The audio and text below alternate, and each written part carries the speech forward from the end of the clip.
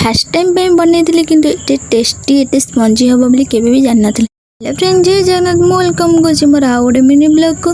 तो जेहेतु मामा घर नहीं जमती हेल्ले पिठा हम कहीं आमर 2 वर्ष है घरे पिठा ही हैनी। फास्ट टाइम पे बनने को मु तो भाग माप किसी जानी केते नड़िया केते चाउल पड़े। तो मुझे गोटे कड़ा नड़िया गोटे ग्लास चाउल नहीं जेहेतु घर कहीं ना केवल बाबांकर मोर। तो ताकू राति जदि आप बाटिकी थोदेवे ताले सका बहुत भल भाव में फुल जाइए। मुझे जेहेतु सकाଳେ बाटी भलसे फुलिनी तथापि जी फुलि से भी भल अच्छी। तो आगुरी जो पिला पिला होती मार गोटे पलम थाए से ही पिठा कराए। एबे तो पलम भांगीगला से कड़े पिठा हो। तो समस्त कहते कि फास्ट पिठाटा ठाकुर को दिया हुए से फूल दूब दिखाई से पिठाटा कराए।